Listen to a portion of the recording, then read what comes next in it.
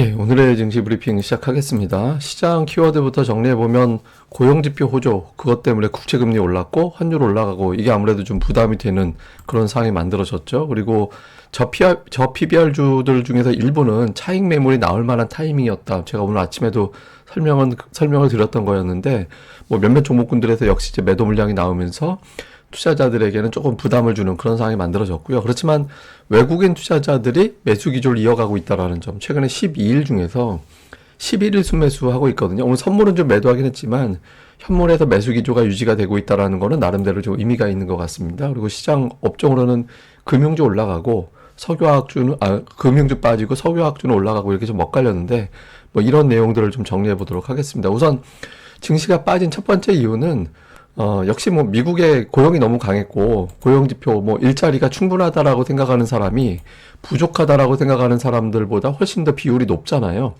예, 그러면 고용이 쉽게 꺾이지 않는다라는 걸 보여주게 되는 거고 이렇게 되면 금리 인하 어렵겠구나. 또 파월 의장의 어떤 연설이라든가 이런 내용들도 보면 3월에는 금리 인하 뭐 거의 안 하는 걸로 쐐기를 박았죠. 그러니까 이런 것들 때문에 금리가 더 올라가게 되고 이러면 달러가 강세를 보이게 되면 외국인 투자들이 매수를 계속할 수 있을까? 이런 의구심을 좀 갖게 되는 거잖아요. 그러니까 아무래도 이제 금리가 올라갔다라는 점에서 부담을 좀 가졌을 거고 또 장 초반에 원달러 환율이 1340원 언저리까지 올라갔었거든요. 그러니까 이건 거의 기계적으로 보시면 됩니다.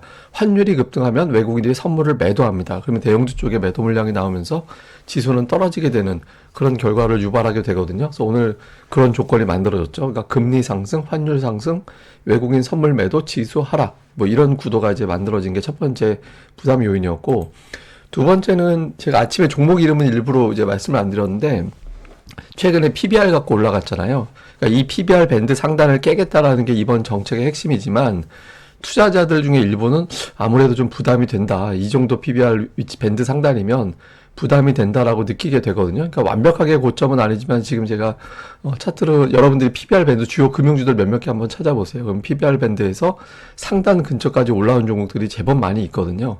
그러니까 여기에 대한 부담이 좀 있죠. 그래서 여기서 이제 일부 오늘 금융주들이 대체로 약세 보였잖아요. 그래서 한번 나는 여기서 만족하고 매도할 거야. 이런 투자자들이 나오게 됐고, 그런 것들이 또 역시 장 초반에 이제, 이번 사이클 끝난 건가? 이런 우려를 또 자극하게 되는 이제 그런 상황이 만들어졌죠. 근데 오늘 특이한 건 자동차주가 엇갈렸잖아요.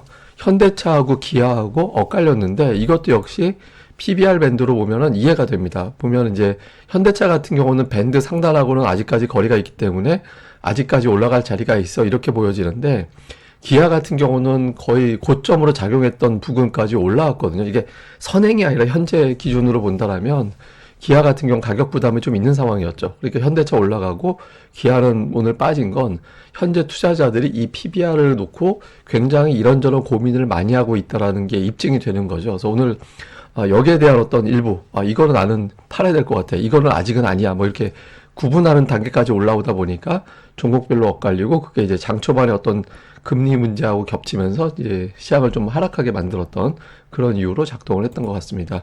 그리고 좀 뉴스들을 챙겨보면 이게 장중에 좀 변수가 될 수 있는 사안이었는데 이제 이재용 회장에 대한 어떤 내용들이 일단 무죄로 됐죠. 이게 삼성그룹주의 어떤 변수가 될 수 있는 사안이었고 이게 이제 수급에도 좀 영향을 줄 수 있는 사안이었는데 일단 이제 무죄로 나왔고요. 그다음에 오늘 중국 증시가 이제 급락하는 것도 일부 뭐 녹인 그러니까 이제 어느 정도 건드리게 추가적으로 뭐 하락하게 되면 뭐 ELS가 날아가게 원금 손실이 되고 뭐 이런 이야기들 계속 나오게 되잖아요. 그래서 어쨌든 중국이 또 오늘 급락을 하면서 요게 이제 또 시장에서도 일부 영향을 좀 줬죠. 근데 이게 저는 중국이 제조업은 강하지만 금융이 약한 게 중국 경제를 결정적으로 발목 잡는 이유 중에 하나가 될지도 모른다라는 생각을 하거든요. 나중에 이게 중국 얘기만 해도 되게 재밌을 텐데 그 2008년도 그때는 중국이 그거 덕을 봤어요. 그러니까 금융이 발달하지 않아서 리먼 사태 때 중국이 타격을 받지 않았거든요. 근데 지금은 금융이 어정쩡하게 발달하지 못해가지고 오히려 지금 위기에 또 대처가 안 되는 그런 측면이 좀 있습니다. 그래서 어쨌든 중국 증시의 어떤 불안정, 이건 뭐 제가 길게 얘기할 사안은 아니니까 이것 때문에 이제 오늘 또 시장에 좀 경계감이 좀 있었고 또 하나는 이거는 조금 우리가 주의하면서 봐야 될 건데 트럼프 지지율이 올라오면 올라올수록 트럼프가 당선되는 거 아니야? 이런 분위기가 생기게 되고 지금 막 60% 관세 얘기 나오고 있잖아요. 이게 새로운 어떤 인플레이션을 자극할 수도 있다. 뭐 이런 어떤 이야기들도 나오고 있거든요. 근데 미중 무역 전쟁 이거는 우리 증시에는 조금 부담이 되는 사안이라서 트럼프의 저런 뉴스 자꾸 나오는 거는 이제 시장에 이렇게 썩 좋다라고 보기에는 좀 어렵죠. 요것도 뉴스는 계속 체크를 해봐야 될 것 같습니다.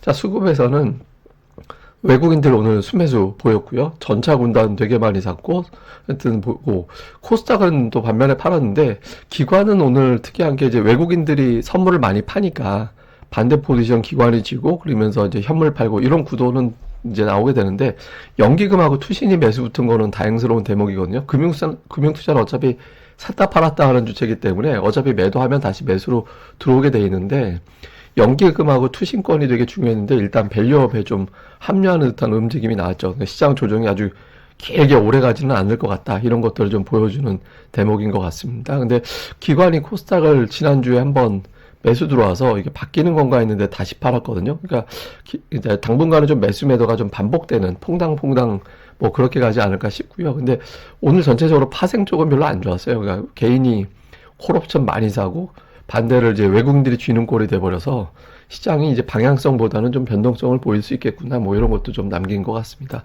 매매한 종목 보니까 이제 역시 현대차, 예, 삼성전자, 하이닉스, 전차 군단을 매수하고 기아는 부담되니까 팔았고, 근데 매도 쪽에 좀 금융주들이 좀 포진하여 있죠. 뭐 신한지주와 뭐 KB금융 이런 것들이 좀 들어가 있는 편이었고, 그 다음에 전차 군단이 매수에 들어가 있는 게 특징이었고요.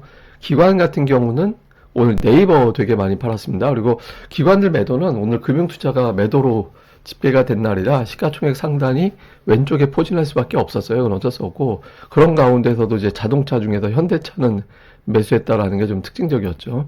그다음에 코스닥 쪽에서는 외국인들은 오늘 그 특별하게 어떤 업종별 특징은 없는데 다만 한바탕 세게 놀았던 종목군들, 세게 갔던 종목군들을 사는 게 조금 있었어요. 그러니까 신성델타테크나 엔캠이라든가 뭐 제주반도체라든가 어버브 반도체나 이런 것들은 이제 한바탕 크게 올라갔던 종목들이거든요. 그러니까 이쪽 종목을 매수해서 저게 온전한 정말 외국인들 맞는지는 모르겠지만 어쨌든 그런 매수가 좀 보였고요.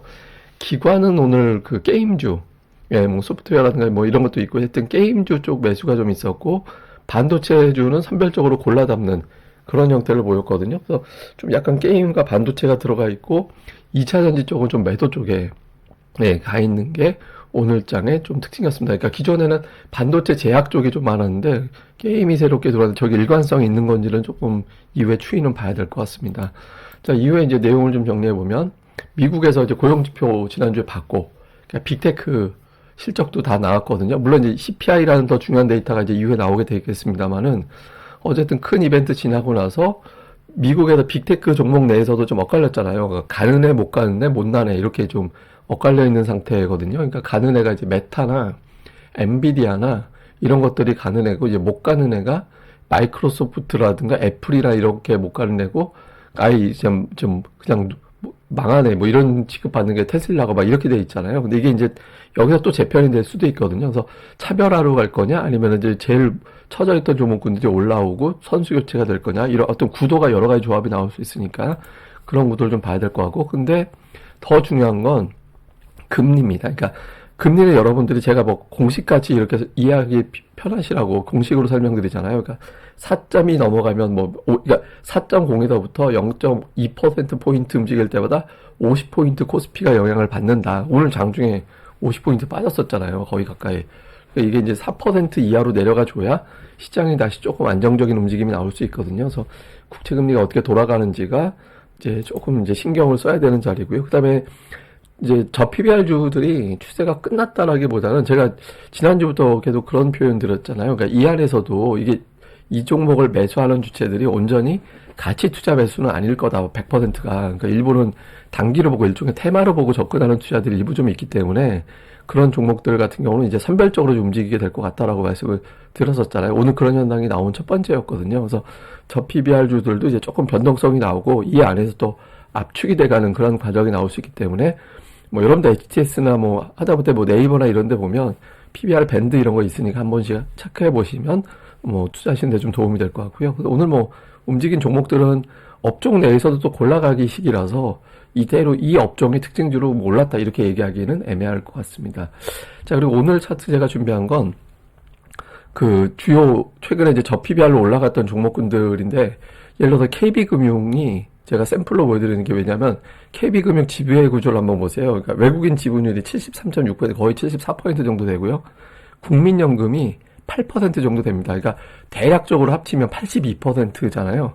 근데 82%에 자기 주식하고 우리 사주까지 합치면 거의 90% 돼요. 그러니까 이게 유통 주식이 10%대 정도 될라나요? 그러니까 기관들 보유 물량도 있을 거니까 이게 장점이면서 단점이 됩니다. 그러니까 장점은 뭐냐면 올라갈 때 탄력적인 움직임이 나올 수 있는데 단점은 뭐냐면 추가로 매수할 물량이 별로 없어요. 그러니까 별로 없어가지고 한편으로는 이 정도면 나는 지분 줄이고 빠져나가도 될 것 같아라고 생각하는 투자자들도 얼마든지 나올 수 있거든요. 그러니까 그게 경계되는 자리가 어디까지 갈 거냐. 그러니까 그게 되게 관건이에요. 그래서 원래 유통 주식도 적다고 하면은 되게 좋죠. 탄력적일 수 있죠. 근데 너무 적으면 어차피 살 주식도 없는데 이 정도부터는 나는 만족하고 빼야지 이런 물량들이 나올 수 있거든요. 그래서 금융주별로 보면은 조금 변동성이 또 수급이 왜 더 안 올라가지 싶은 종목들이 좀 나올 수도 있어서 선별적으로 접근할 필요도 있다. 그래서 이제 요 부분들도 여러분들이 뭐 종목들로 한번 다 찾아보시면 여유가 있는 종목이 있고 아닌 종목들이 있고 좀 갈리거든요. 그래서 이런 어떤 구조 같은 것도 좀 살펴보시면 도움이 될 것 같습니다. 자세한 건 제가 또 이후 방송에서 내용을 정리해 드리도록 하겠습니다. 예, 그럼 저는 또 다음에 뵙겠습니다. 이 방송 구독하기 하고 좋아요까지 꼭 부탁을 드리겠습니다. 감사합니다.